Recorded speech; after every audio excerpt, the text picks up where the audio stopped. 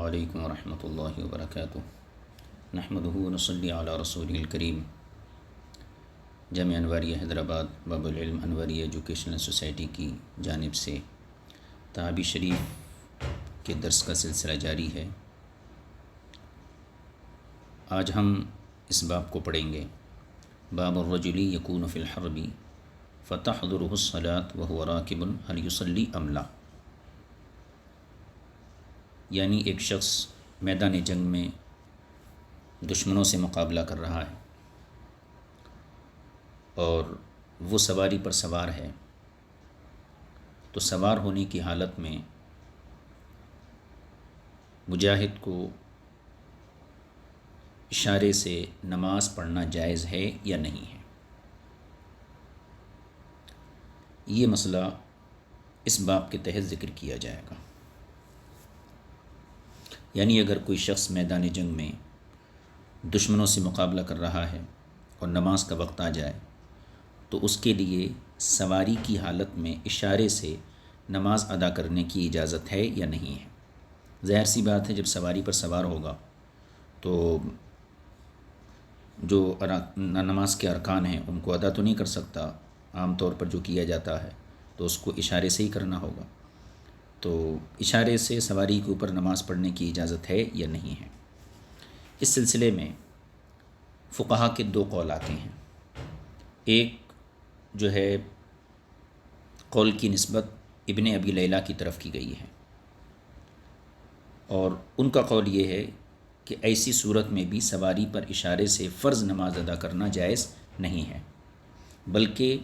عذر ختم ہونے تک نماز کو مؤخر کرنا لازم ہے۔ یہ ایک قول ہے ابن ابی لیلہ کا، یعنی حالت جنگ میں اگر کوئی مجاہد سواری پر سوار ہے تو اس کے لیے یہ اجازت نہیں ہے کہ وہ سواری پر اشارے سے فرض نماز ادا کرے۔ یہ تو ہوا ابن ابی لیلہ کا مذہب۔ دوسرا قول مالکیہ، شوافع اور حنابلہ اور اکثر احناف کا ہے، اور یہ حضرات کہتے ہیں کہ سواری پر عذر کی حالت میں فرض نماز پڑھنا جائز ہے۔ یہ دو قول ہوئے۔ ابن ابی لیلہ کا قول یہ ہے کہ مجاہد کو حالت جنگ میں سواری کے اوپر اشارے سے فرض نماز پڑھنے کی اجازت نہیں ہے، بلکہ عذر کے ختم ہونے تک نماز کو مؤخر کیا جائے گا، جبکہ مالکیہ، شوافع اور حنابلہ اور اکثر احناف کا مذہب یہ ہے کہ سواری پر بحالت عذر فرض نماز کو پڑھا جا سکتا ہے، یہ جائز ہے۔ یہ دو موقف ہو گئے۔ اب اس کا ہم ترجمہ کرتے ہیں جو باب صاحب کتاب نے یہاں باندھا ہے۔ باب الرجل یکون فی الحرب، یہ باب ہے اس سلسلے میں کہ وہ شخص جو میدان جنگ میں ہو، فتحضرہ الصلاۃ، اور نماز کا وقت آ جائے، وہو راکب، اور وہ شخص حالت سوار میں ہو، یعنی وہ سوار ہو، ہل یصلی ام لا، تو کیا وہ سوار ہوتے ہوئے نماز پڑھ سکتا ہے یا نہیں پڑھ سکتا ہے۔ اس سلسلے میں دو قول ذکر کیے گئے۔ پہلا قول ابن ابی لیلہ کا تھا کہ نماز نہیں پڑھ سکتا، دوسرا احناف، شوافع، مالکیہ اور کا قول تھا۔ تو امام طحاوی نے یہاں پہلے قول کی تائید میں ابن ابی لیلہ کی طرف سے احادیث یہاں بیان کی ہیں۔ پہلی حدیث ہم پڑھتے ہیں۔ کہتے ہیں حدثنا علی بن معبد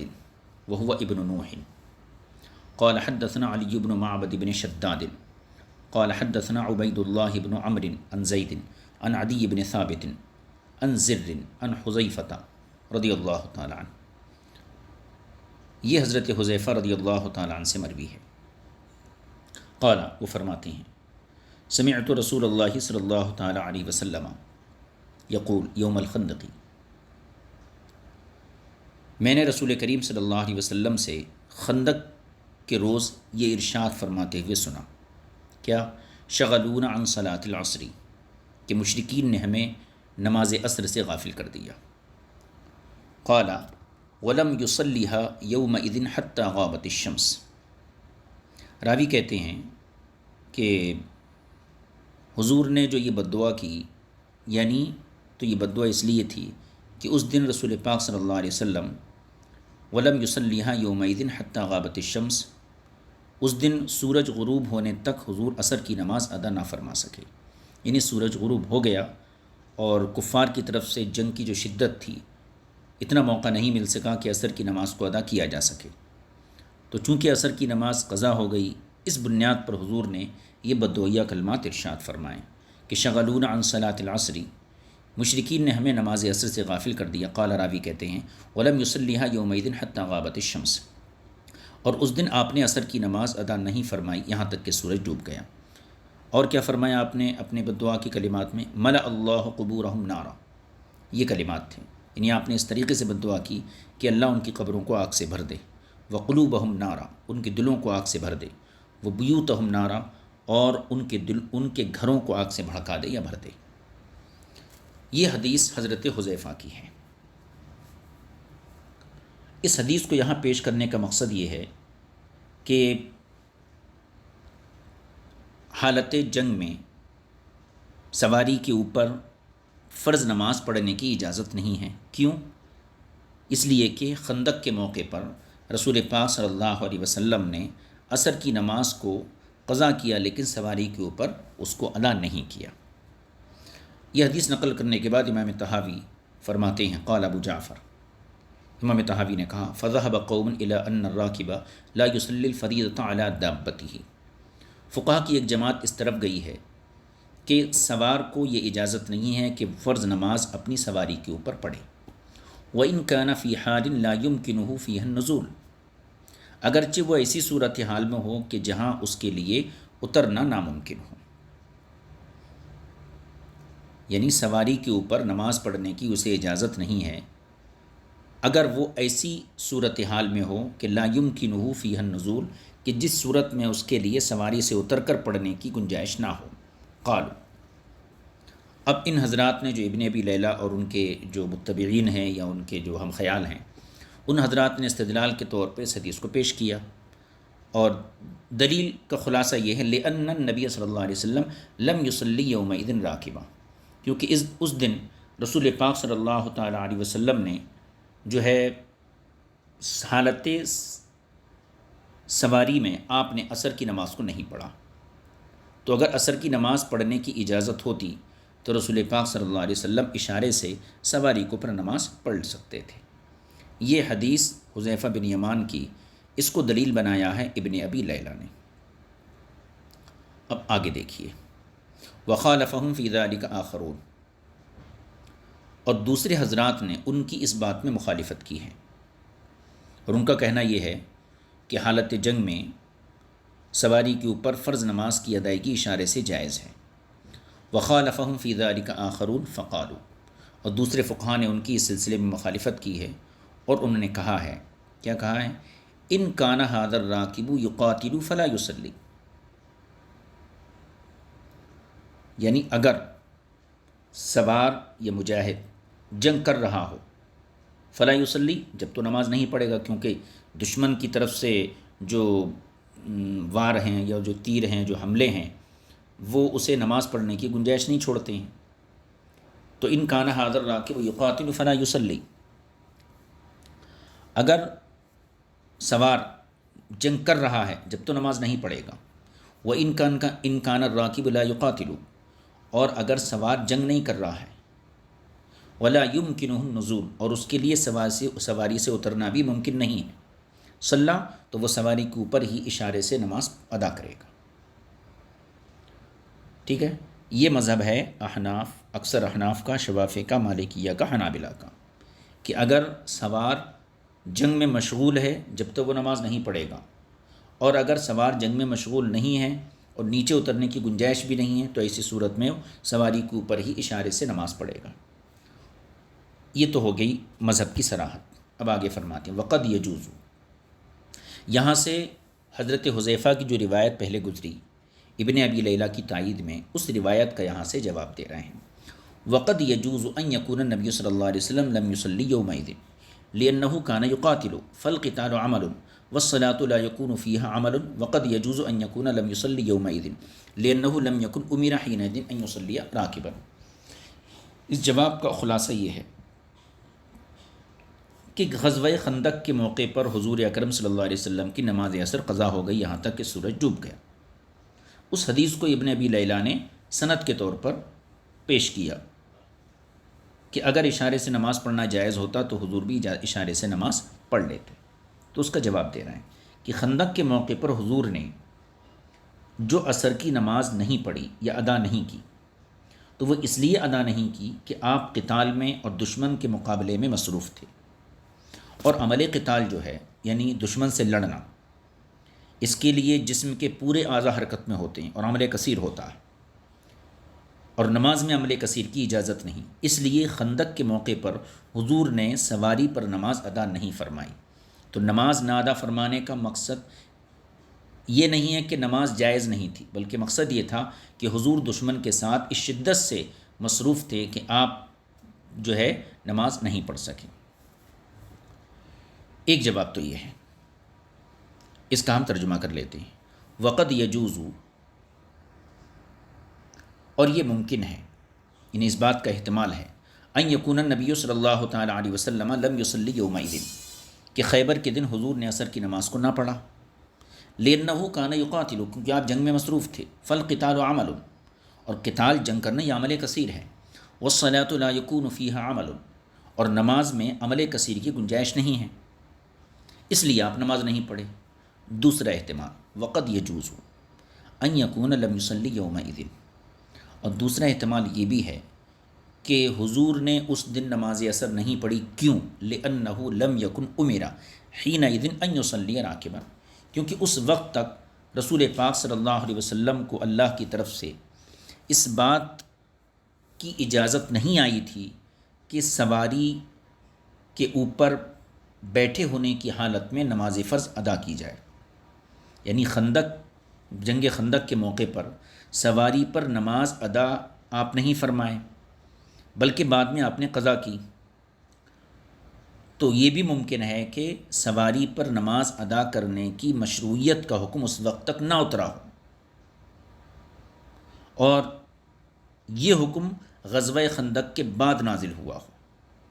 لہذا فریق اول کا غزوہ خندق سے کے واقعے سے استدلال کرنا یہ درست نہیں ہوگا۔ اب اس کی تائید میں جو ہے امام طحاوی نے آگے جو ہے کچھ روایتیں ذکر کی ہیں، اس کو بھی ہم پڑھیں گے، پہلے اس کا ترجمہ کر لیجیے۔ ہاں، تو خلاصہ یہ ہے کہ احناف، شوافع، مالکیہ وغیرہ کی طرف سے یہ مذہب بیان کیا گیا کہ اگر سوار مصروف ہے جنگ میں تو نماز نہیں پڑھے گا، اور اگر جنگ میں مصروف نہیں ہے لیکن نیچے اترنے کی گنجائش بھی نہیں ہے تو پھر وہ اشارے سے نماز پڑھے گا۔ اور جنگ خندق کی جو حدیث ذکر کی گئی حضرت حذیفہ کی، اس کے اندر دو احتمال بیان کیے گئے۔ پہلا احتمال تو یہ ہے کہ حضور صلی اللہ علیہ وسلم اس دن عصر کی نماز نہیں پڑھے، تو اس لیے نہیں پڑھے کیونکہ آپ جنگ میں مصروف تھے، اور جنگ جو قتال ہے یہ عمل کثیر ہے اور نماز میں اس کی گنجائش نہیں ہے۔ اور دوسرا احتمال یہ ہے کہ ہو سکتا ہے حضور اس دن اس لیے نہیں پڑھے کیونکہ اس وقت تک سواری پر نماز پڑھنے کا حکم نازل نہیں ہوا تھا۔ ٹھیک ہے، یہاں تک تو بات ہو گئی۔ اب آگے دیکھیے، دوسرا جو احتمال امام طحاوی نے یہاں ذکر کیا کہ حضور کا نماز نہ پڑھنا اس لیے تھا کہ اس وقت تک جو ہے سواری پر نماز پڑھنے کو مباح قرار نہیں دیا گیا تھا۔ اب اس احتمال کی تائید میں امام طحاوی نے جو ہے حضرت ابو سعید خدری رضی اللہ تعالی عنہ کی روایت کو یہاں ذکر کیا ہے۔ اب دیکھیے، فرماتے ہیں فَنَظَرْنَا فِي ذَلِكَ، ہم نے اس میں غور کیا، یعنی دوسری والی تعویل کی صحت پر آپ نے ایک تائید پیش کی۔ فَإِذَا إِبْرَاهِيمُ بْنُ مَرْزُوقٍ قَدْ حَدَّثَنَا قَالَ حَدَّثَنَا أَبُو عَامِرٍ وَبِشْرُ بْنُ عُمَرَ عن ابن أبي ذئب، پھر تحویل سند ہے، وحدثنا يونس قال أخبرنا ابن وهب قال أخبرني ابن أبي ذئب عن سعيد المقبري عن عبد الرحمن بن أبي سعيد الخدري عن أبيه رضي الله تعالى عنه قال حبسنا يوم الخندق۔ عبد الرحمن بن ابی سعید الخدری یہ اپنے والد سے روایت کرتے ہیں، یعنی ابی سعید خدری سے، کیا فرماتے ہیں؟ قال، انہوں نے فرمایا حبسنا یوم الخندق حتی اذا کان بعد المغرب بہوی من اللیل۔ یہ اس کا ترجمہ آئیں گا جب یہ دراصل حصے کے معنی میں ہے، یعنی ہوئی بمعنی حصہ، بہوی من اللیل یعنی رات کا ایک حصہ۔ اب ترجمہ کیجیے۔ حضرت ابو سعید خدری نے فرمایا کہ حبسنا، ہم نماز سے مشغول رہے، یوم الخندق، خندق کے دن، حتی کانا بعد المغربی بہویم من اللیل، یہاں تک کہ جب مغرب کے بعد رات کا ایک حصہ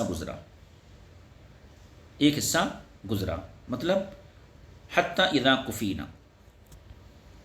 اور ہم کافی کر دیے گئے، یعنی ہم دشمن سے محفوظ کر دیے گئے۔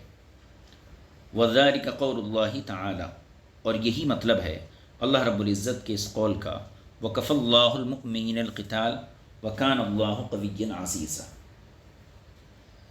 یہ حضرت ابو سعید خدری رضی اللہ تعالی عنہ کی روایت کے ابتدائی کلمات تھے۔ اب آگے دیکھیے، قال فرماتے ہیں،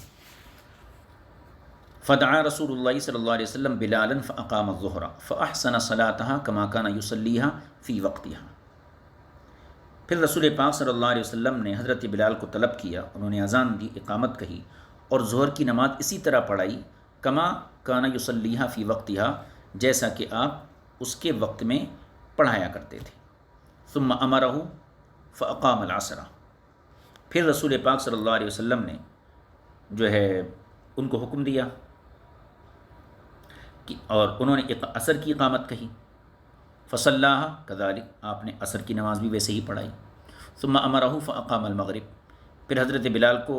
مغرب کے لیے حکم دیا تو پھر اقامت کہی گئی، فصلاھا کذالک، اور آپ نے اسی طریقے سے مغرب کی نماز ادا کی۔ وذالک قبل ان ينزل اللہ عز وجل فی صلاة الخوف فرجالا او رکبانا، یہ ہے محل استدلال۔ ابو سعید خدری فرماتے ہیں کہ یہ سارے حالات جو پیش آئے کہ حضور اکرم صلی اللہ علیہ وسلم کی ظہر، عصر، مغرب، یہ تین نمازیں جو قضا ہو گئی تھیں اور آپ نے اس کو پھر جب بعد میں پڑھا تو اس وقت کیا حکم تھا؟ حضرت